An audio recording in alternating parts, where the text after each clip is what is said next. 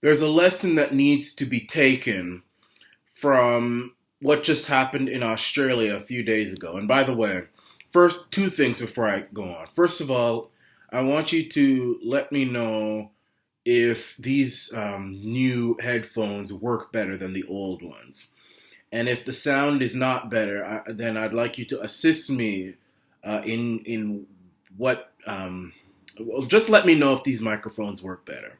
And secondly, make sure to subscribe and also make sure to donate to Arana Nation by going down to the top of the comment section, clicking on the link that'll be redirected to my PayPal, or wiring me money through online banking at michaelarana38 at yahoo.com. So what happened in Australia is that Labour, the Australian Labour Party, and I'm speaking this because I see that I have a lot of Australian supporters and subscribers. So I think it's not only fair to mention what happened in their country, but also provide a lesson to the left. Because Labour was expected to win the past election. There was an election in Australia 2 days ago, I believe. Was it 2 days? Let me check the date of that election that just took place. May 18th. It happened on May 18th. And all of the polls suggested that Labour was going to win. But the Liberals ended up winning in Australia. And, you Canadians, you hear the word liberal. I mean, you conservative Canadians, you hear the word liberal and you start swinging from vines. But liberals in Australia are classical liberals.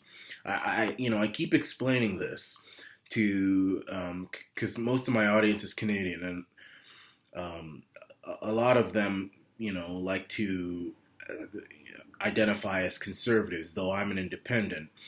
And when the liberals here are a center-left party, but the liberals in Australia are center-right, just like the liberals in British Columbia are center-right, and the liberals in Quebec they're centrist, but they're more center-right. It's this classical liberalism. Liberalism is actually a very it's supposed to be a freedom type of thing. That's where that word comes from, and then sometime in the 60s, liberalism was co-opted by the hippie movement and, in North America, and it started to become a left-wing thing. But liberalism is supposed to mean freedom, it's supposed to mean individual, and that's what it's supposed to mean. But the liberals in Australia, they won. And they weren't expected to win. And they won a majority, too, in Australia. Bill Shorten was supposed to be the prime minister now in Australia. He's very left-wing. He's very radical environmentalist. And there's nothing wrong with being for the environment. I'm for the environment. I don't believe that we should neglect our planet.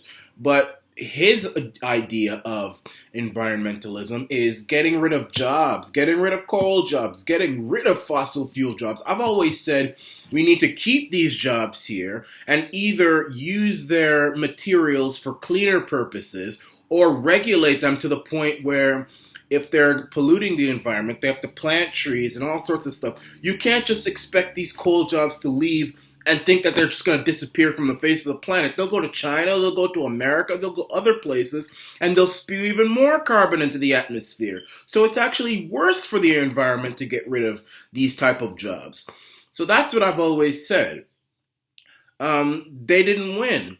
Scott Morrison, who's the current Prime Minister of Australia, who is a populist, who, and I actually really like this guy because one of the things, unlike most conservatives in the Western world, he's not a complete Zionist.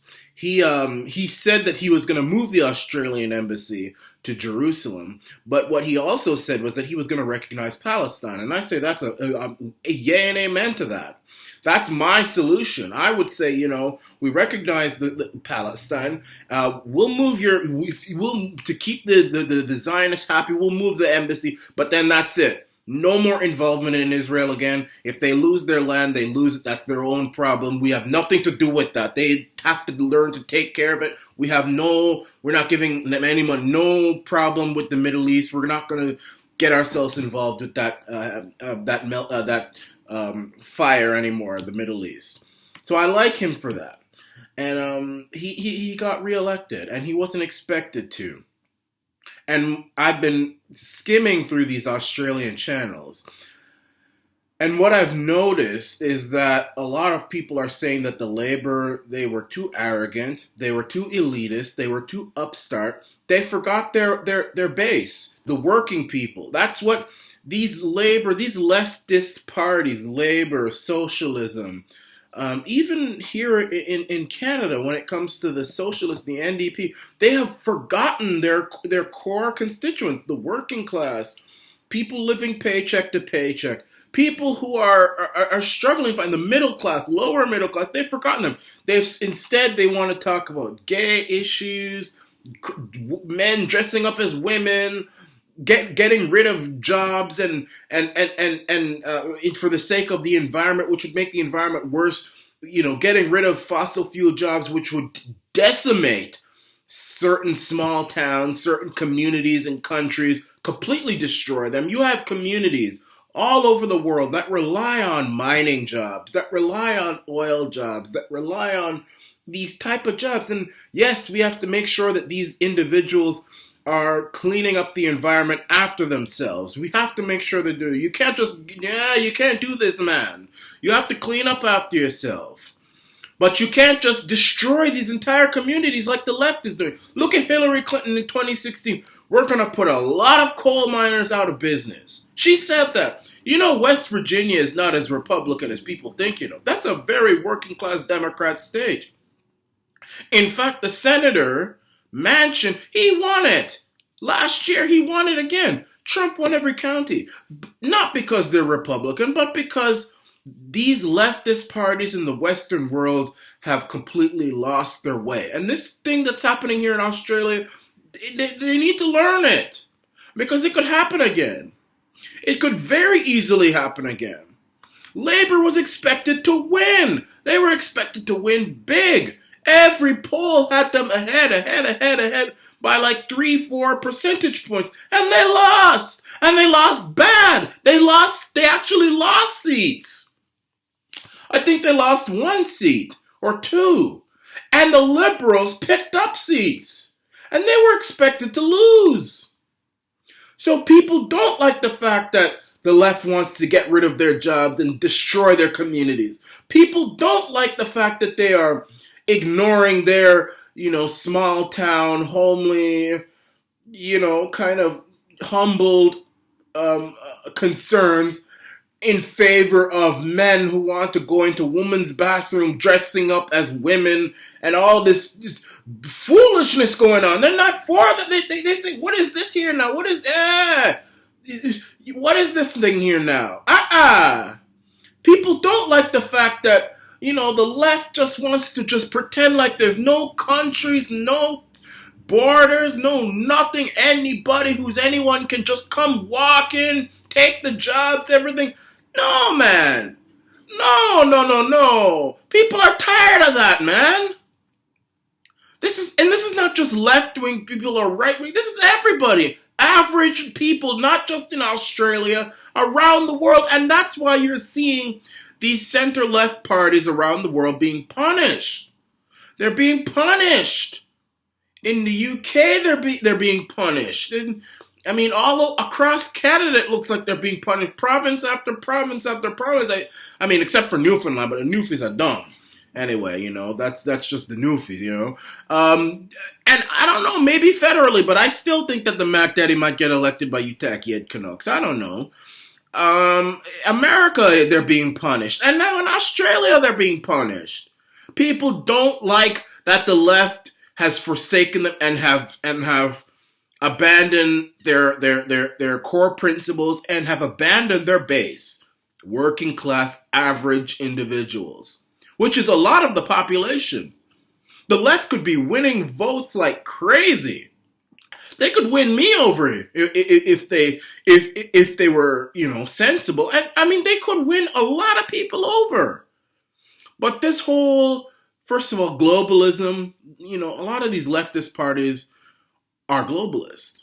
There's no socialist nationalism, social patriotism anymore.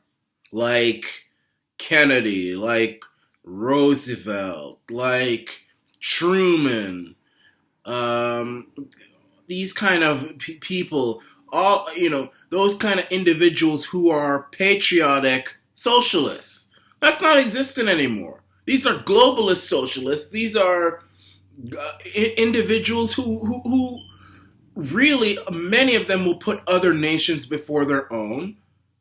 And what they do with their nation is they impoverish the nation by saying we're going to get rid of this industry, that industry, we're going to have all these regulations put together.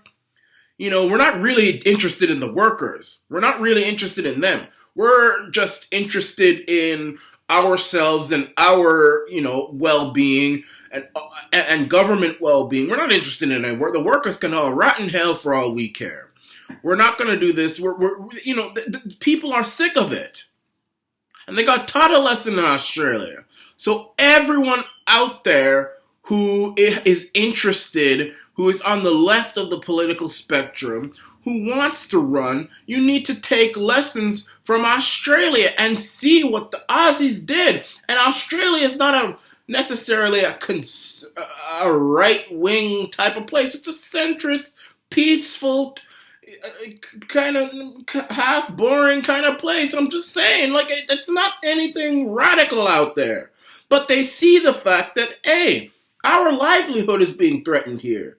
Bill Shorten, the labor leader, wants to get rid of coal jobs, get rid of all these different industries. That's going to decimate Australian communities. He's more interested in men dressing as women.